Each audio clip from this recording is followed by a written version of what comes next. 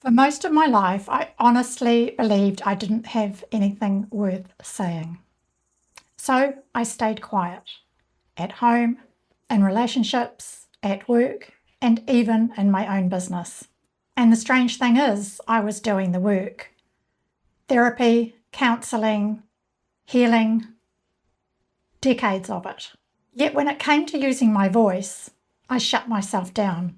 Today, in day 4 of this Regrets Reset series, I want to talk about our voice. I want to talk about the regret of not speaking up sooner and what it's costing you if you're silencing yourself. If you're new here, this is part of a series where I'm taking one regret at a time and unpacking it with you. Not as an expert looking down from a mountain, but from one who is also walking this path. Today is a big regret for me. Not using my voice, not sticking up for myself, and believing deep down that I didn't have anything that was worth saying. In relationships, it was being quiet when I was hurt deeply. I'd tell myself, it's not a big deal. Don't make a fuss. Just let it go. On the outside, things looked good. On the inside, I was collecting resentments like little stones in my pocket. And over time, the weight adds up. I regret all the times I didn't speak up. Not because doing so would have magically fixed everything, but because every time I swallowed my truth, I abandoned myself a little bit more. At work, it showed up in meetings. I'd have an idea, but I wouldn't share it, because all the time in my head, I was hearing, that's not a good idea. Someone's probably already thought of that.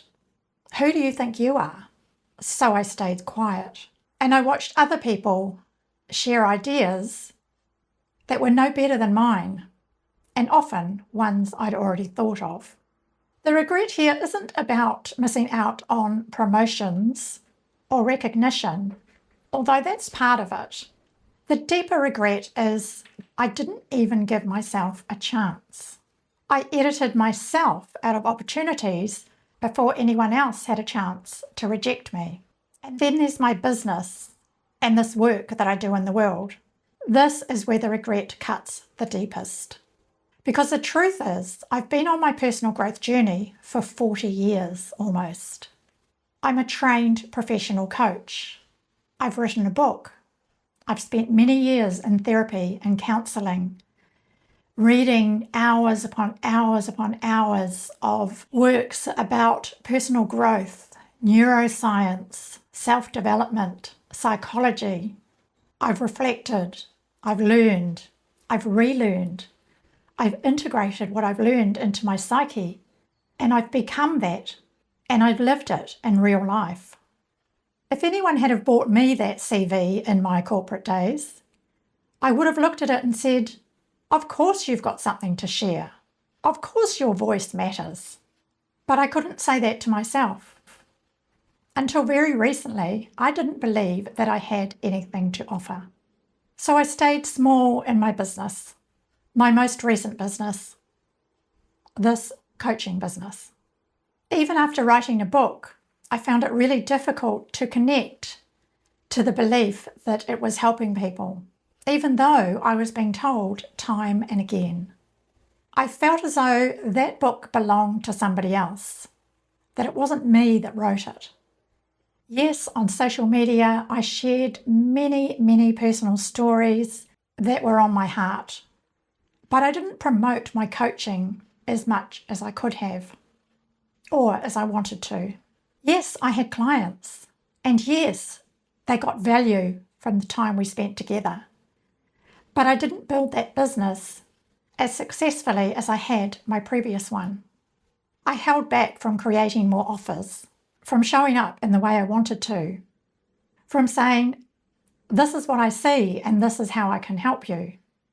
And the regret there is not just for me. It's for the people that I could have served, but I didn't, because I believed that I didn't have anything worth saying until recently. Here's what I'm learning now in my 60s.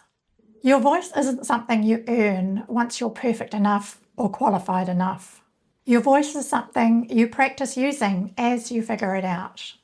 All those years in therapy, counselling, healing sessions, the coach training, it wasn't all meant to stay in my head or locked away in journals.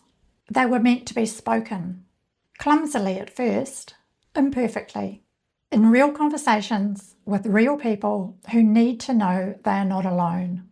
I regret the years waiting to speak, but I don't regret the moment that I finally decided, ready or not, I'm going to use my voice now.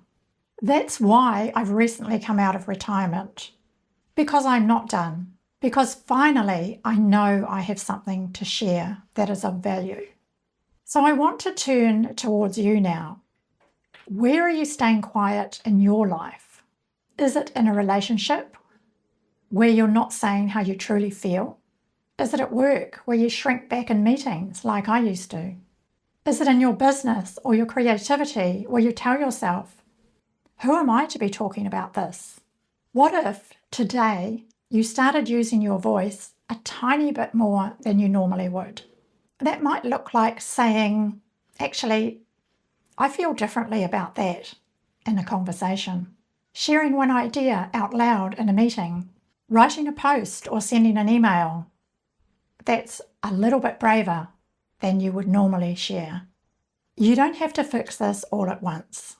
If this regret lands close to home for you, you are not alone. You can share as much or as little as you'd like to in the comments, and you're allowed to take up space here with your voice. And if for decades, like me, you've struggled to believe that, you can start here today. If you'd like help with any of this, I offer one-on-one coaching, and there's a link in the description. See you tomorrow.